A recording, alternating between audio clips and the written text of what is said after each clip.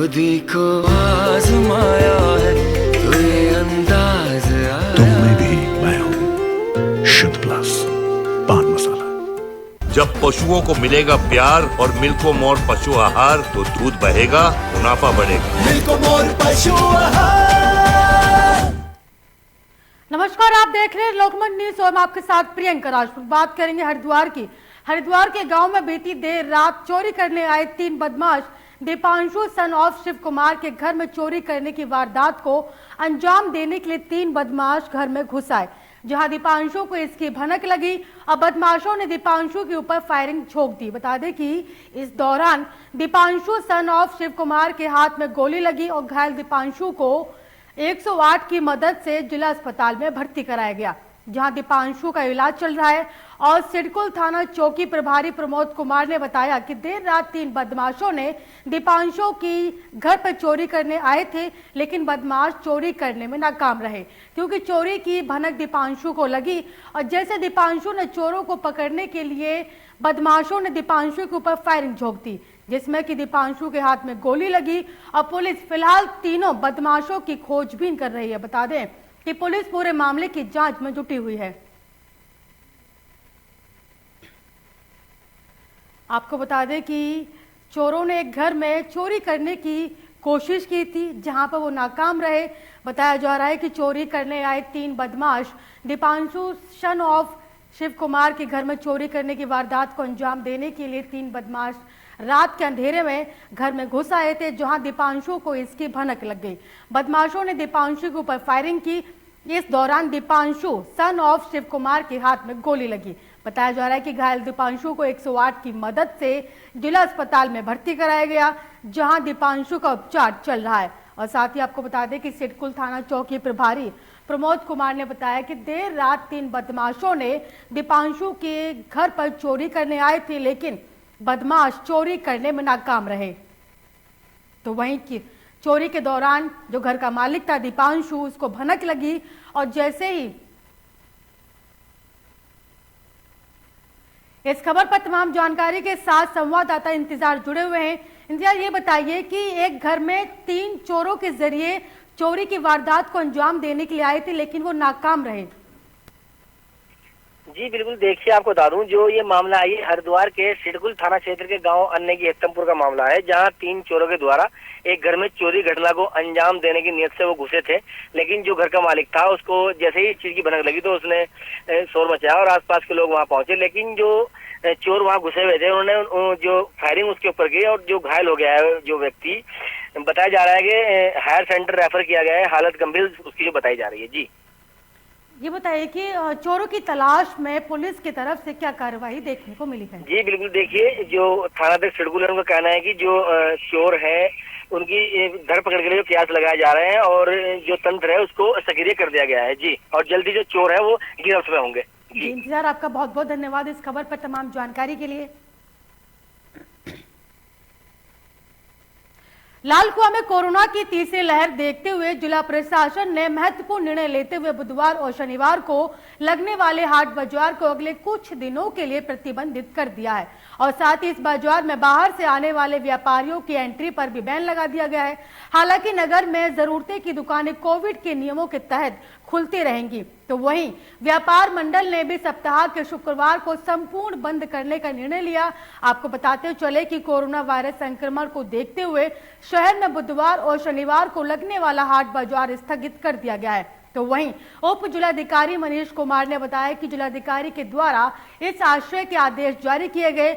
उन्होंने कहा कि आम आदमी की स्वास्थ्य की सुरक्षा को लेकर ये निर्णय लिया गया है और साथ ही आगामी आदेश तक शहर में बुधवार और शनिवार को लगने वाले हाट बाजार को स्थगित किया जाएगा, क्योंकि हाट बाजार में बड़ी संख्या में बाहरी और ग्रामीण क्षेत्र के नागरिक आते हैं, जिसमें कोरोना वायरस संक्रमण के फैलने की आशंका है।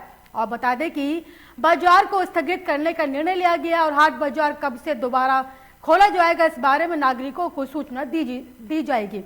और उन्होंने कहा कि इसके अलावा व्यापार मंडल ने सप्ताह एक दिन शुक्रवार को बंद करने का निर्णय लिया।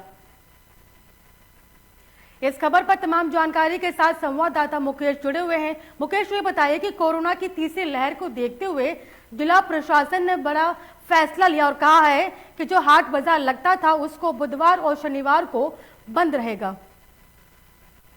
हाँ, इनके बताना चाहूंगा, जिस तरह से कोरोना के केस लगातार बढ़ रहे हैं, लालगंज क्षेत्र में बढ़े हैं, 100 से ऊपर केस लालगंज में दिखाए यहाँ सामने आ गए हैं। इसी को लेकर प्रशासन पूरी तरह अलर्ट में है और जिला अधिकारी महोदय ने जो लालगंज बाजार लगती है हाट बाजार बुध और शनिवार को, वो पूरी तरह स्थगित कर दी है। उन्हें अग्रिम आदेश स्थगित किए कि अगर केस कम होंगे तब इसके बाद ही बाजार को खोला जाएगा। जी मुकेश, ये भी देखने को मिला है कि जिला प्रशासन के निर्देशन के बाद जो व्यापार मंडल है उन्होंने भी सप्ताह के शुक्रवार को संपूर्ण बंद करने का हाँ, पहले भी व्यापार मंडल द्वारा शुक्रवार बंद किया जाता था, लेकिन वो पूर्ण तरह बंद नहीं हुआ करता था। लेकिन जब तक जिला प्रशासन और कोविड के केस बढ़े हैं तो उसको लेकर व्यापार मंडल ने बैठक ने निर्णय लिया कि शुक्रवार को भी पूरी तरह बंद रहे। मुकेश, आपका बहुत बहुत धन्यवाद इस खबर पर तमाम जानकारी के लिए। व्यापार मंडल से वार्ता के उपरांत ये तय किया गया है कि लालकुआं में शुक्रवार को बाजार बंद रखा जाएगा कोविड के तहत। चूंकि केसेस बढ़ रहे हैं कोविड के अभी, तो ऐसे में आवश्यक हो जाता है कि आवश्यक वस्तुओं को छोड़कर शेष दुकानें शुक्रवार को बंद रहें। नॉर्मल डेज में भी जो दुकानें खुले हैं उसमें सोशल डिस्टेंसिंग का, मास्क का पालन किया जाए। इसके अतिरिक्त जो हाट बाजार है, हाट बाजार में एक रैंडम चेकिंग मेरे द्वारा करवाई गई थी, उसमें कुछ लोग जो है पॉजिटिव पाए गए थे।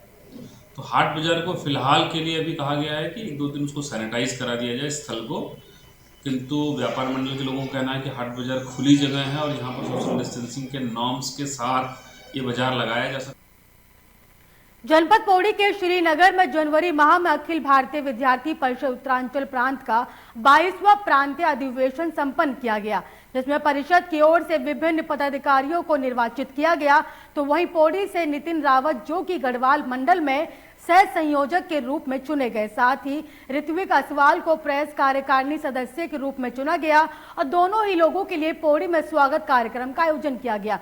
बता दें कि विभाग के संगठन मंत्री शाश्वत खंडूरी ने बताया कि अखिल भारतीय विद्यार्थी परिषद पूरे प्रदेश में आगामी चुनाव को लेकर मतदाता जागरूकता अभियान घर घर जाकर चलाएगी और साथ ही आजादी के 75 साल के उपलक्ष्य में गांव-गांव तिरंगा अभियान 26 जनवरी को चलाया जाएगा।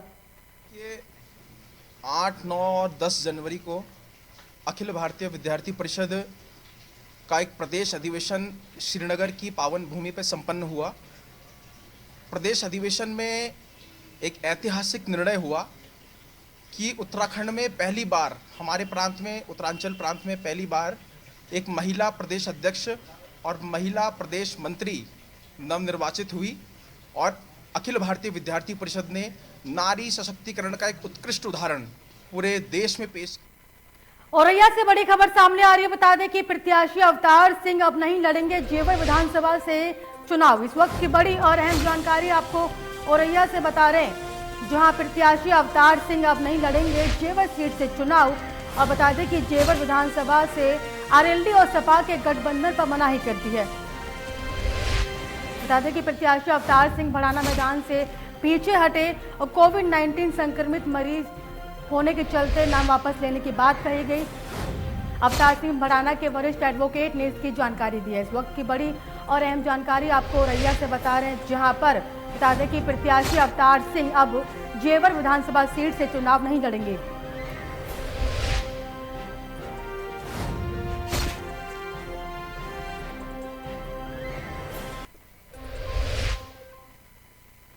मंडल मुख्यालय पौड़ी में बीजेपी के मंडल उपाध्यक्ष अनुमोर्चा राकेश गौरसाली ने आपत्ति दर्ज करते हुए जिला निर्वाचन अधिकारी को एक ज्ञापन सौंपा है, जिसमें उनके द्वारा बहुजन समाज पार्टी की प्रत्याशी सूची में उनका नाम दिए जाने पर उनके द्वारा गहरी आपत्ति दर्ज की गई। उन्होंने कहा कि वे भारतीय जनता पार्टी के सच्चे कार्यकर्ता हैं और विधानसभा पौड़ी से भारतीय जनता पार्टी से उनकी दावेदारी है।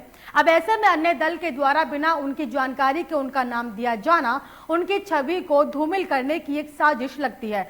उन्होंने कहा कि इसके पीछे किस व्यक्ति विशेष पार्टी का हाथ है और निर्वाचन विभाग इसका संज्ञान ले और इस पर उचित कार्रवाई करे ताकि उनको न्याय मिल सके। जी, आज सुबह मुझे जो जानकारी मिली फेसबुक और व्हाट्सएप के माध्यम से, जिसमें कि एक पार्टी बहुजन समाजवादी पार्टी के द्वारा जो अपनी प्रत्याशियों की लिस्ट जारी की गई है उसमें मेरा नाम भी डाला गया है, जबकि मैं कभी भी बहुजन समाजवादी पार्टी से मेरा कोई नाता नहीं रहा है, ना ही मैं इनका कार्यकर्ता रहा हूँ। मैं भारतीय जनता पार्टी से ताल्लुक़ रखता हूँ और भारतीय जनता पार्टी का कार्यकर्ता हूं और वर्तमान में मैं भारतीय जनता पार्टी का मंडल उपाध्यक्ष अनुसूचित मोर्चा का दायित्व संभाल रहा हूं। फिलहाल मुझे दीजिए इजाजत। देखते रहिए लोकमंच न्यूज।